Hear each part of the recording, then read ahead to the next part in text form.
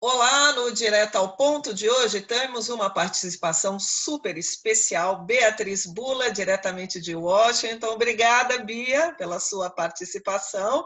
E temos o nosso editor, Gustavo Porto, que está em Ribeirão Preto, cada um no seu quadrado, né? O Cláudio da Luz fazendo a ponte. E nesta segunda-feira aí começa com uma notícia de restrição por parte do governo norte-americano que vai proibir, a partir de quinta-feira, a entrada de qualquer cidadão que passar pelo Brasil. Para comentar o assunto, nada melhor do que a nossa Bia. Beatriz, obrigada.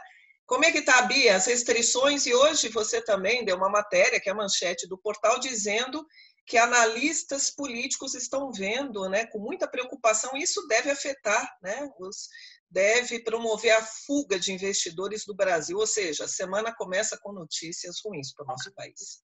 Bom, Beth, Gustavo, obrigada pelo convite para estar aqui com vocês hoje.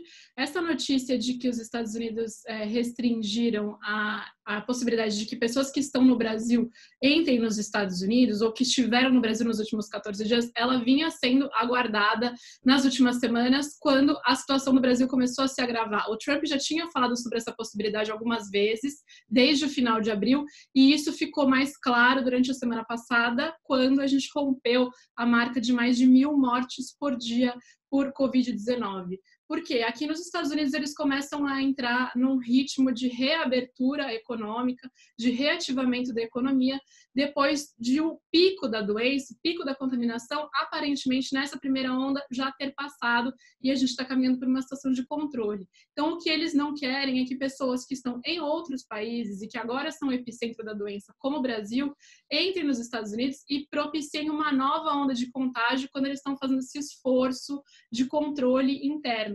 E aí esse é um dos sinais, um dos efeitos que a gente tem visto concretos dessa percepção ruim, negativa, de como o Brasil está conduzindo a crise no exterior. E aí entra essa reportagem que você mencionou, e que a gente cita os analistas políticos, ex-embaixadores, que foram embaixadores dos Estados Unidos no Brasil, e também alguns dados econômicos, né, alguns sinais de que os investidores estrangeiros também já estão deixando o país, vendendo suas ações e vendo o país como um lugar que não vale a pena investir, não vale a pena colocar dinheiro, porque a gente está passando por 3 crises ao mesmo tempo. Crise econômica, crise de saúde, crise política. Então não basta a pandemia que todo mundo está enfrentando, a gente ainda tem uma situação um pouco pior.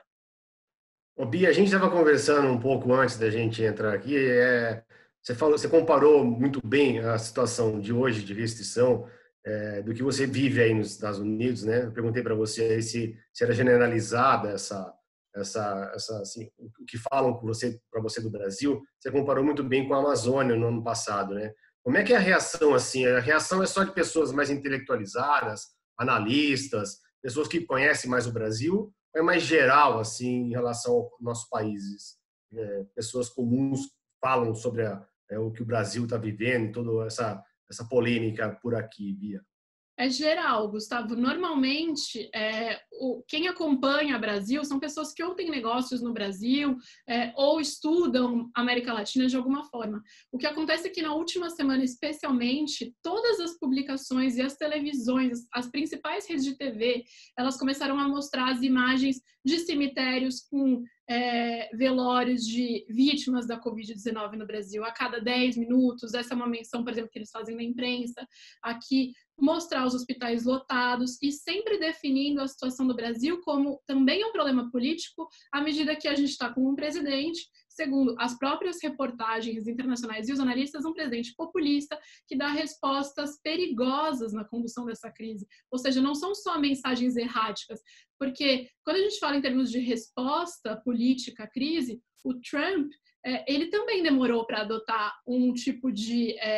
as medidas que são adequadas e entendidas como adequadas pela Organização Mundial da Saúde e por todos os especialistas. Ele levou muito tempo negando o tamanho da crise. Mas o que dizem aqui não dá para comparar o Trump e o Bolsonaro, porque no mínimo o Trump ele tem mantido a equipe técnica dele, ele tem mantido os médicos ali que orientam a Casa Branca e seguido bem ou mal, ali o que eles indicam como as medidas adequadas. E aí o que eu comentei com relação à Amazônia é que no ano passado, quando a gente teve alta nas queimadas na Amazônia, ali por volta do meio do ano, isso foi uma coisa que pegou muito forte aqui. Qualquer pessoa que você parava para comprar um café na rua e comentava que era brasileira, a pessoa falava, nossa, mas o que está acontecendo com a Amazônia? Então foi uma coisa que teve uma repercussão muito grande e que extrapolou esse círculo inicial, que normalmente tem pessoas olhando para o Brasil apenas que têm interesses econômicos ou de investimento ou de negócios, ou que estão mais ligadas a esse campo de academia, de pensar o Brasil, de estudar o Brasil. Isso foi para